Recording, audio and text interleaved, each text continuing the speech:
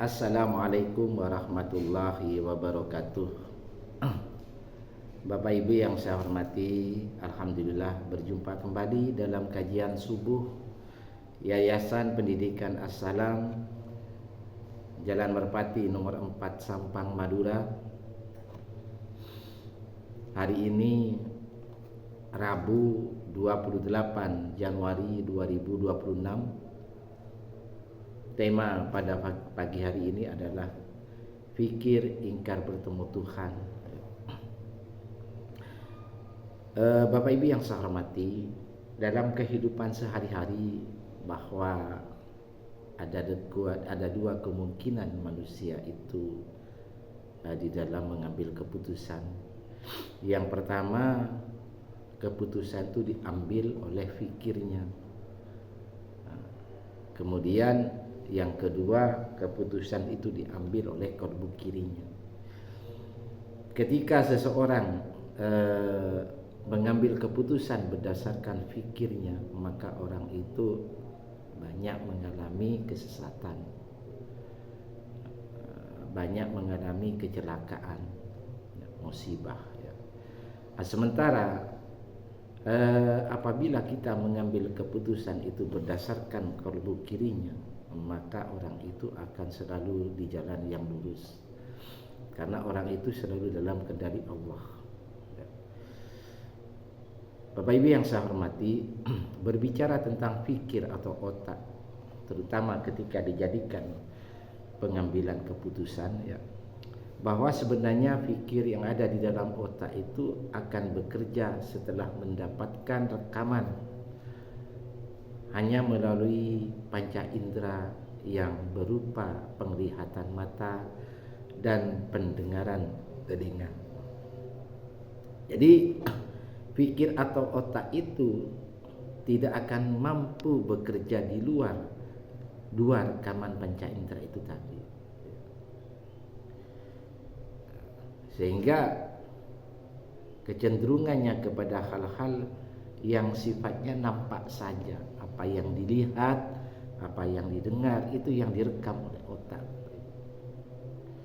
Nah, kerja otak atau fikir itu mempunyai kecenderungan kepada hal yang sifatnya kemendaan atau materialisme, terutama urusan dunia. Sementara ketergantungan dengan Tuhan atau secara spiritual, otak atau pikir itu pada dasarnya ingkar bertemu Tuhan. Jadi dia tidak suka. Makanya orang-orang yang dikendalikan oleh pikir atau di dalam pengambilan keputusannya didasarkan oleh pikir, maka orang itu dipastikan keputusannya menyesatkan, mencelakakan. Kemudian pengetahuan tentang fikir atau otak itu hanya terbatas pada yang lahir saja dari kehidupan dunia, sementara yang gaib atau kehidupan akhirat, fikir itu tidak mengetahui. Jadi kalau pikir itu mengadakan analisa baik tentang dirinya maupun tentang fenomena alam, itu pun tidak sanggup menghantarkan pikir bertemu Allah dan juga beriman kepada Allah Subhanahu wa taala. Nah, ini yang perlu kita ketahui. Mari kita lihat, kita renungkan surat Ar-Rum surat 30 ayat 7. Allah berfirman, Bismillahirrahmanirrahim. Ya'lamuna dhahiran minal hayatid dunya. Mereka hanya mengetahui yang lahir saja dari kehidupan dunia.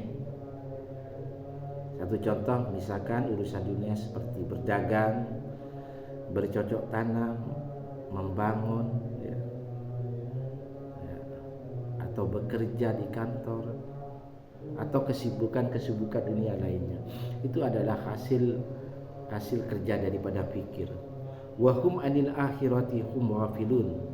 sedangkan mereka terhadap kehidupan akhirat adalah lalai. Ya. Nah, itu dalam surat Ar-Rum ayat 7. Dilanjutkan dalam surat Ar-Rum ayat 8, awalam yatafakkaru fi anfusihim, dan mengapa mereka tidak memikirkan tentang diri mereka sendiri supaya mereka sadar karena bahwa mereka itu hanya mengetahui kehidupan yang sifatnya lahirnya saja, dalam artian bahwa mereka itu memikirkan urusan dunia saja, sadar dari kelalaian. Ma khalaqallahu samawati wal arda wa ma bainahuma illa bil haqqi wa jali musamman. Allah tidak menjadikan langit dan bumi serta apa yang ada di antara keduanya melainkan dengan tujuan yang benar dan waktu yang telah ditentukan. Artinya bahwa segala apa yang ada di dunia ini akan lenyap. Ada batasan waktu, ya. Kemudian Allah juga mempunyai tujuan yang jelas.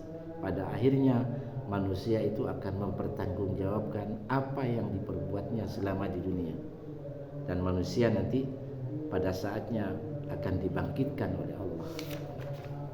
Wa inna katsiran minan nas, dan sesungguhnya kebanyakan di antara mereka biliqa'i rabbihim lakafirun, benar-benar ingkar bertemu dengan Tuhannya, yakni mereka tidak percaya kepada adanya hari berbangkit sesudah mereka mati.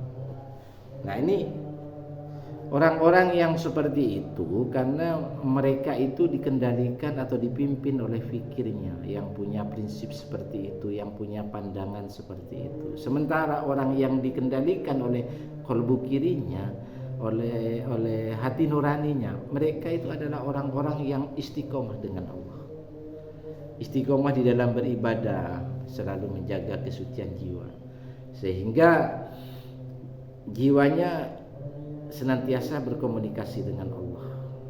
Semakin dia itu rutin, semakin meningkatkan kualitas ibadahnya, maka semakin lancar komunikasi dia dengan Allah.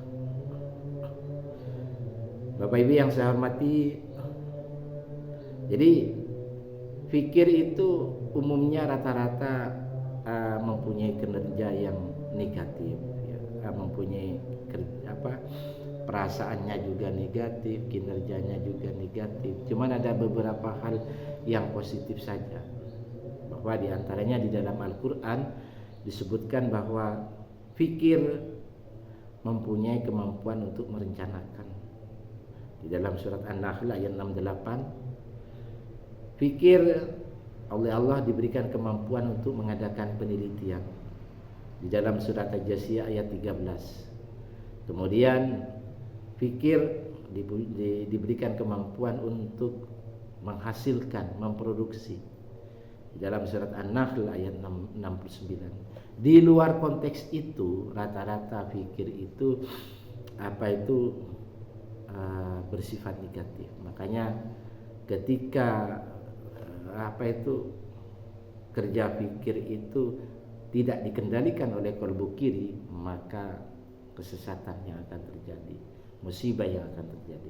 Tetapi ketika fikir yaitu mempunyai kemampuan merencanakan, fikir mempunyai kemampuan untuk mengadakan penelitian, fikir mempunyai kemampuan untuk menghasilkan atau memproduksi, lalu dikendalikan oleh qalbu kirinya, yaitu orang-orang yang selalu dekat dengan Allah, orang-orang yang selalu menjaga keimanannya, orang-orang yang selalu jiwanya terkonek kepada Allah, lalu Allah mengendalikan orang itu selalu di jalan yang lurus, maka itu akan memberikan kemaslahatan bagi umat manusia.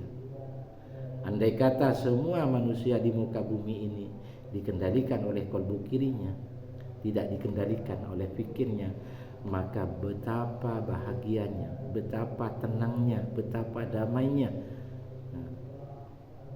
Orang yang dikendalikan oleh kalbu kirinya mengabaikan godaan hawa nafsu, mengabaikan godaan megahnya dunia, mengabaikan godaan setan.